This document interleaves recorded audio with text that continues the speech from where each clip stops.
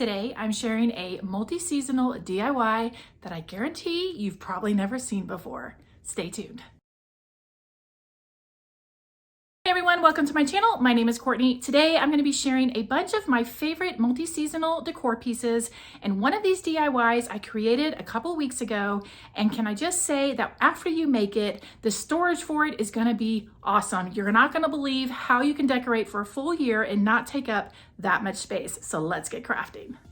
When I set out to create this DIY, I wanted it, number one, to be something that I have never seen anyone else to do, which I think I accomplished. Number two, it needs to look high end. Number three, I wanted you to be able to use it all year long. And the fourth thing was I wanted it to be able to be something where you're not having to store tons and tons of signs. So if you're short on storage, this is the DIY for you.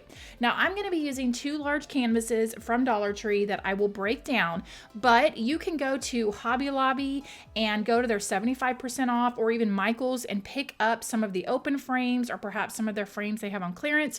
Or if you want to do a smaller version of this, pop into Dollar Tree and just go down the frame aisle and find frames there. The largest frame I've seen at mine is an 11 by 14, so that one will work as well.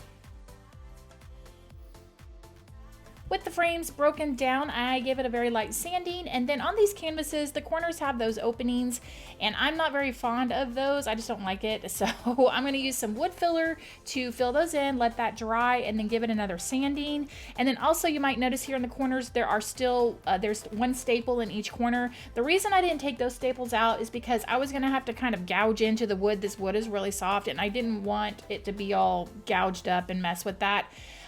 If you take those staples out, you will need kind of a strong glue like wood glue or some kind of permanent adhesive glue to secure the corners of your frame back together. Now that the frames are ready to go, I did want to bring this to your attention. If you are using the canvases from Dollar Tree that have staples, or any canvas from anywhere, you want to make sure that on three sides of your frame, the staples are removed. And that's because we're going to be attaching something and it needs to be attached firmly to the frame. So here I've left just a row because honestly, I didn't feel like taking them out, if I'm being completely honest. And so that's going to end up being the top of my frame where those staples are. So three of the sides of your frame are going to have dowel rods attached to it. Now I am using a square, this is a 1/4 inch dowel rod that I got from Hobby Lobby. It was 69 cents, half off. You could use regular round dowel rods for this. You could probably also use tumbling tower blocks if you'd want to use that as an option. But again, don't let those staples be there because you need to attach this firmly. So I'm going to measure my dowel rod and use my miter shears to trim it down. And then again, to attach this to the frame, I'm going to use wood glue. You have to use a very strong adhesive for this. Don't use hot glue. I highly just do not recommend that because it will not keep this frame sturdy.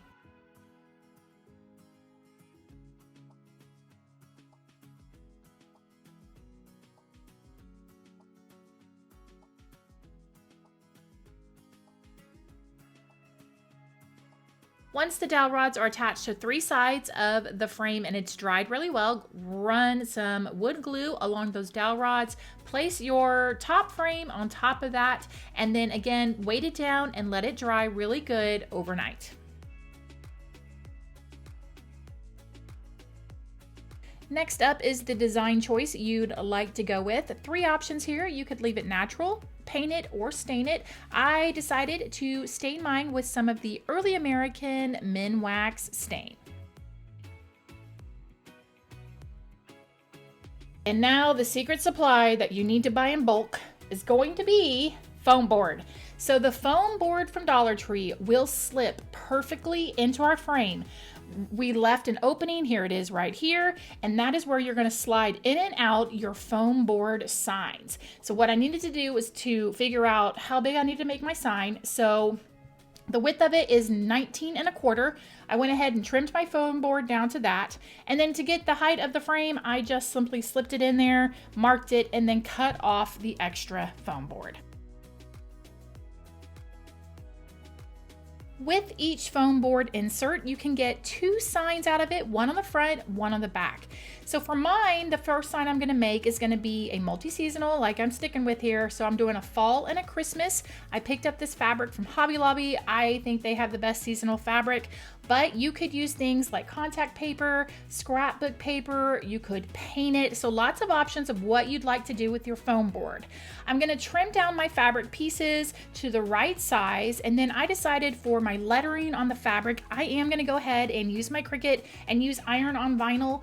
But if you don't have a CRICUT, no worries. They do sell iron on letters at places like Michael's and Hobby Lobby. You also could do something 3D. So for instance, maybe on this candy cane sign, I drop my insert in just with the fabric on there, add a piece of Velcro, and then you could Velcro something to it and have kind of a three-dimensional sign. So tons of options for this.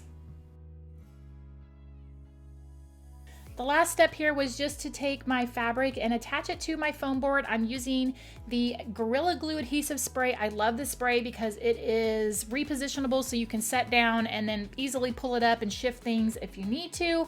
Once that is all attached, I am ready to drop my sign into my frame.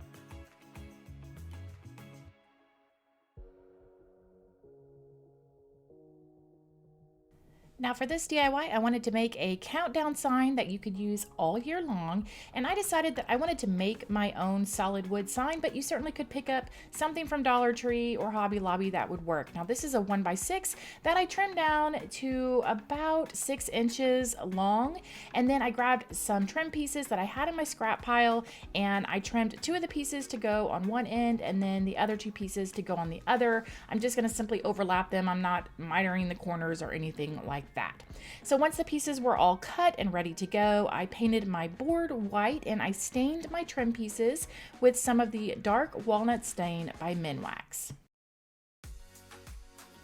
To put my sign together, I am going to use my nail gun. It's a Craftsman battery operated one, which I really love because I'm not a big fan of the loud compressor that nail guns come with. So if you're looking for something kind of a simple tool, this might be a good one to pick up. And I'm just going to nail my pieces in to the 1x6. Now, if you don't have a nail gun, just use some wood glue here and some clamps and let it sit overnight.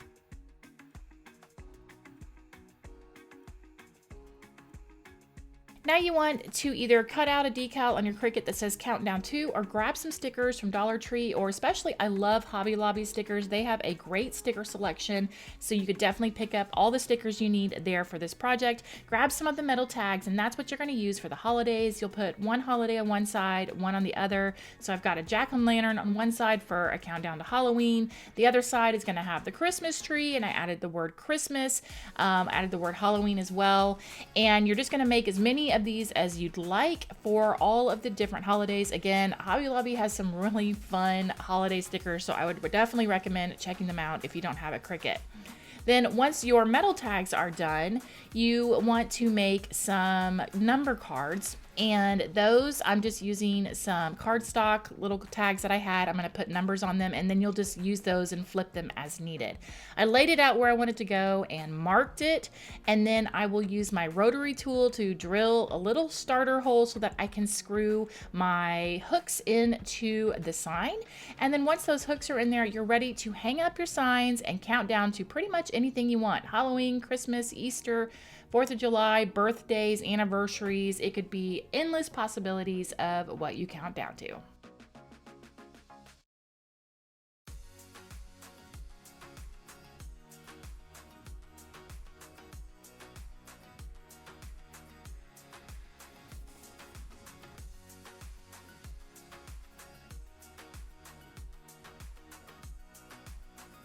Now, this is a mini version of the sign that I just made, but if you don't want to build the sign, you could pick up one of the chalkboard signs that Dollar Tree has and use that for this project as well. I just used, again, a 1x4 that I cut down to 3.5 by 3.5, added my trim pieces around the edges, and then you want to pick up a mini pack of the grapevine wreaths from either Hobby Lobby or Michael's, and use these wreaths to make one for each season. So you could add small flowers, little bitty leaves. You could add miniature jingle bells when Dollar Tree puts those out. You could even probably wrap one with fairy lights if you wanted to.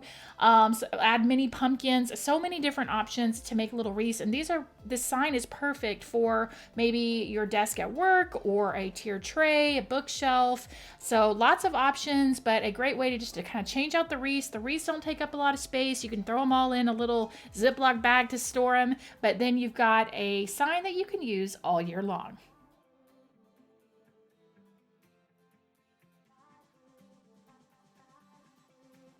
I quickly wanted to bring this project back into the mix. I did just do a video on this one a couple of weeks ago. I will link the full tutorial down below, but the Cliff Notes version for this project, in case you haven't seen it, grab yourself a canvas from Dollar Tree, break it down.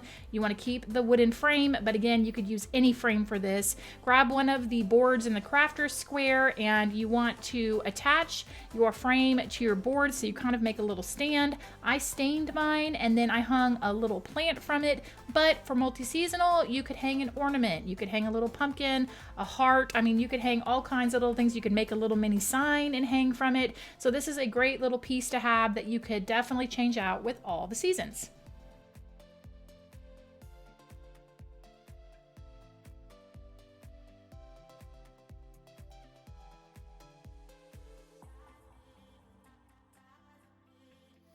This DIY is going to take us from fall into Christmas, and I'm going to be showing you how to get an authentic Chippy look using a candle.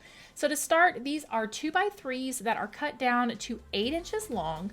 I'm going to start by painting them with the Waverly White Chalk paint on all the sides except for the, how do I describe this? One of the sides on the 2x3, that's the longer side, the 8-inch side of the 2x3. Hopefully that makes it just one of them. So once I got all the other sides painted, this is what I was trying to describe. One of them is left natural. I'm going to go in and paint this one with the Pumpkin Waverly Chalk paint. This is going to be the fall side of my blocks. I'm going to go in and paint it and let it dry really, really well. Once that orange paint is dry, this is where you want to grab a votive candle, and you're going to rub that candle all over that orange paint, all over it, making sure to get rid of any little bumps and lumps of wax that may be there. You definitely want it smooth, but you want it coated with that wax.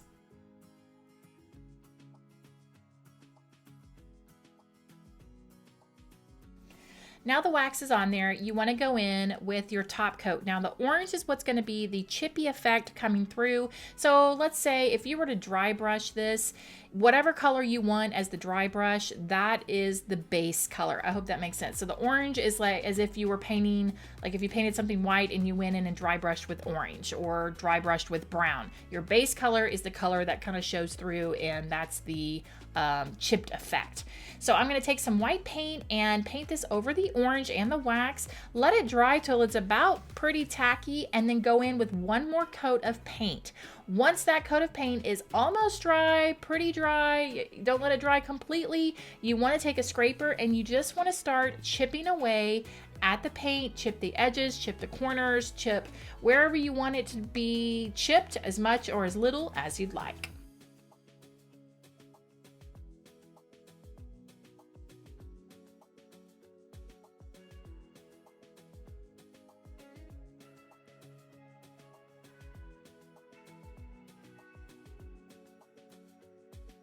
I'm going to be using some stencils for this side, but for the Christmas side, I'm going to use some foam letters that I found from Dollar Tree. Now, I will tell you this, if you do put a stencil down on this, when you pull the stencil up, it will peel the paint up. I was okay with it doing that.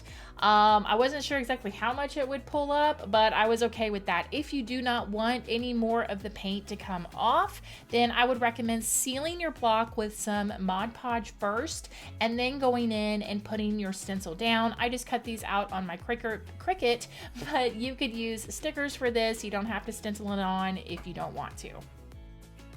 To make sure my stencils didn't bleed, I did brush on a coat of Mod Podge before I went in with my brown paint, but you also could go in, because this has the white on it, I could have gone in with a little bit of white paint and then gone in with the brown. That would have also kept it from bleeding as well.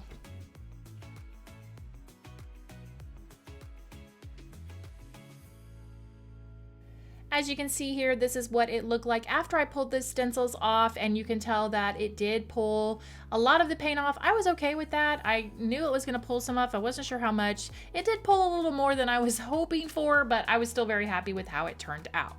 Now moving on to the Christmas side of these blocks, the base has already been painted white, so that is going to be the chippy look showing through. I'm going to do the same technique. I will rub it with my votive candle, and then I'm going to top it with a coat of red paint, let it dry till it's almost tacky, do the red paint again, and then start chipping away.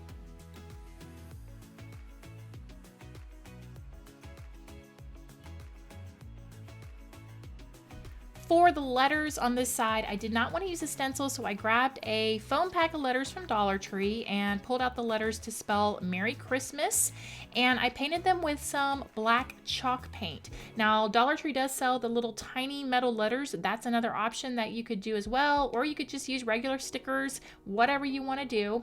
Once the Merry Christmas was attached to the blocks, and by the way, these stickers were pretty strong. I thought I was going to have to glue them, but they stuck really well. I took some small wooden beads and made a little wooden bead garland that I attached to that very top block in the stack. And then I was ready to go ahead and start styling this and pulling it together to use.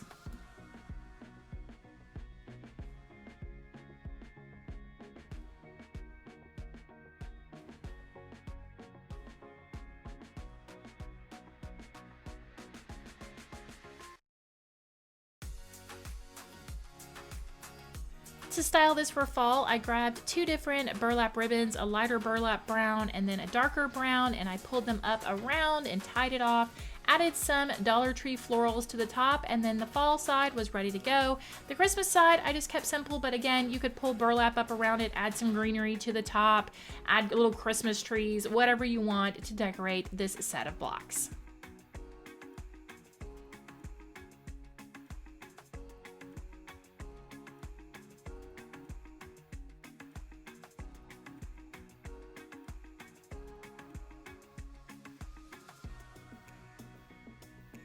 Now this project was in my last video, in that kitchen DIY video. If you missed it, I will link a full tutorial for this down below. Grab yourself a frame, add a CRICUT vinyl decal or even stickers, and the way you make it multi-seasonal is you're going to change it out with seasonal scrapbook paper that you can pick up from Michael's, Hobby Lobby. Change it out for all the different seasons. Another suggestion that was given to me is wrapping paper. Dollar Tree always has great, especially Christmas wrapping paper. You could find some Valentine wrapping paper and do that as well. And there you go. You've got a multi-seasonal menu sign that you can use all year long. This DIY is going to get you from fall into Christmas. I grabbed this chalkboard easel from Hobby Lobby. It was in the clearance section. And on one side, I wanted to do a fall sign, but I'm trying over the last year or so, trying to do things that aren't the common phrases, like, you know, pumpkin spice and everything nice. And not that there's anything wrong with those, but I am trying to think outside of the box. So when I made this, I created a fall menu on one side, and then on the other side, I did an O snap with the little gingerbread. And if you do not have a CRICUT, don't worry, I made these into printables so that you can size them down and attach them. Dollar Tree does has easel signs at the store, so you can definitely pick up one of theirs if you'd like, and then make this reversible sign.